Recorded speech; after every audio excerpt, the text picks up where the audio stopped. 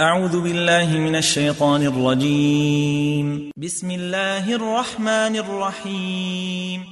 الرحمن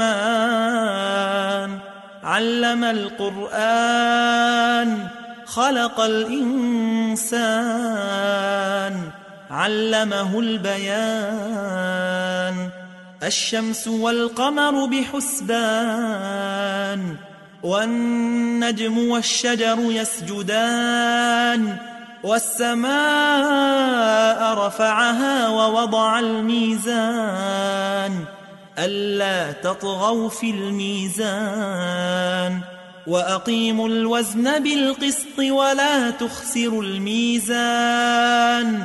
والأرض وضعها للأنام فيها فاكهة والنخل ذات الأكمام والحب ذو العصف والريحان.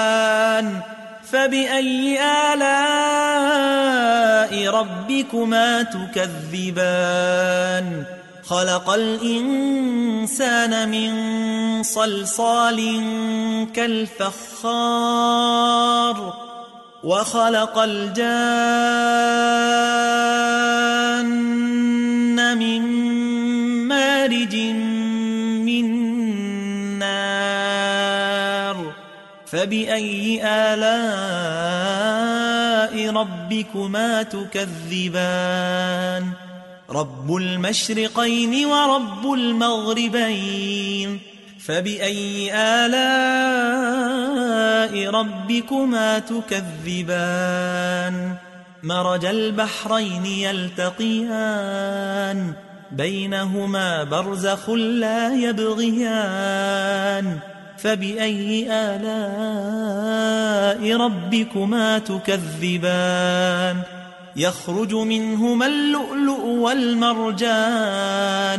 فبأي آلاء ربكما تكذبان؟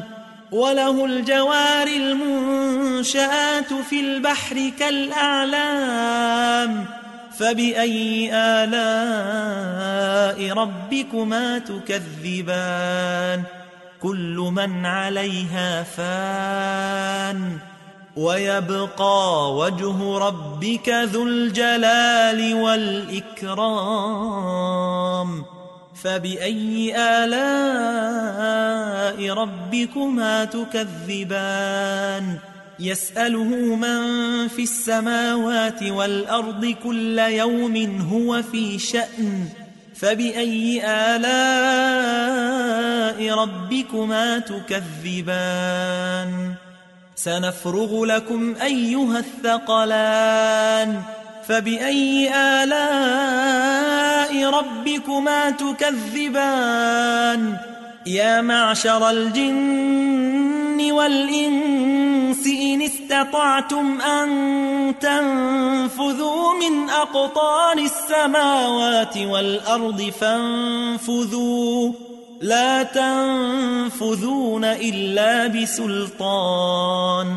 فبأي آلاء ربكما تكذبان؟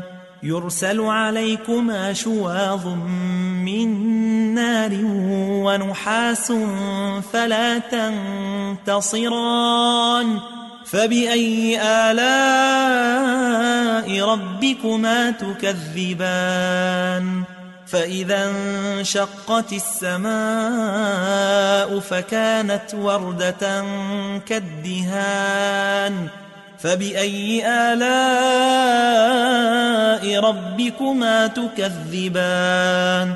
فيومئذ لا يسأل عن ذنبه إنس ولا جان. فبأي آلاء ربكما تكذبان؟ يعرف المجرمون بسيماهم فيؤخذ بالنواصي والأقدام.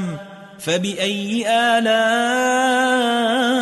ربكما تكذبان؟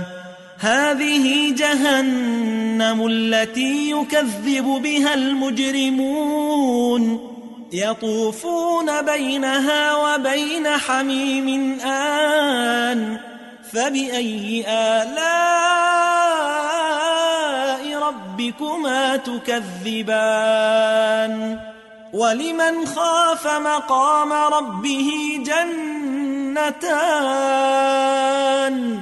فبأي آلاء ربكما تكذبان ذواتا أفنان فبأي آلاء ربكما تكذبان فيهما عينان تجريان فبأي آلاء ربكما تكذبان فيهما من كل فاكهة زوجان فبأي آلاء ربكما تكذبان متكئين على فرش بطائنها من استبرق وجنى الجنتين دان فبأي آلاء ربكما تكذبان فيهن قاصرات الطرف لم يطمثهن إنس قبلهم ولا جان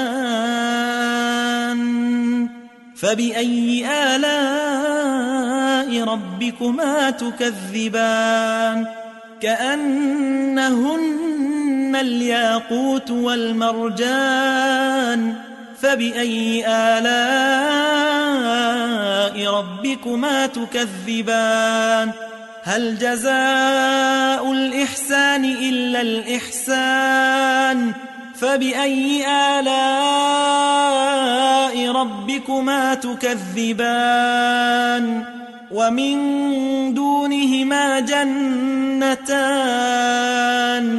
فبأي آلاء ربكما تكذبان مدهامتان فبأي آلاء ربكما تكذبان فيهما عينان نضاختان فبأي آلاء ربكما تكذبان فيهما فاكهة ونخل ورمان فبأي آلاء ربكما تكذبان فيهن خيرات حسان فبأي آلاء ربكما تكذبان حور مقصورات في الخيام فبأي آلاء ربكما تكذبان لم يطمثهن إنس قبلهم ولا جان فبأي آلاء ربكما تكذبان متكئين على رفرف خضر وعبقري حسان فبأي آلاء ربكما تكذبان تبارك اسم ربك ذي الجلال والإكرام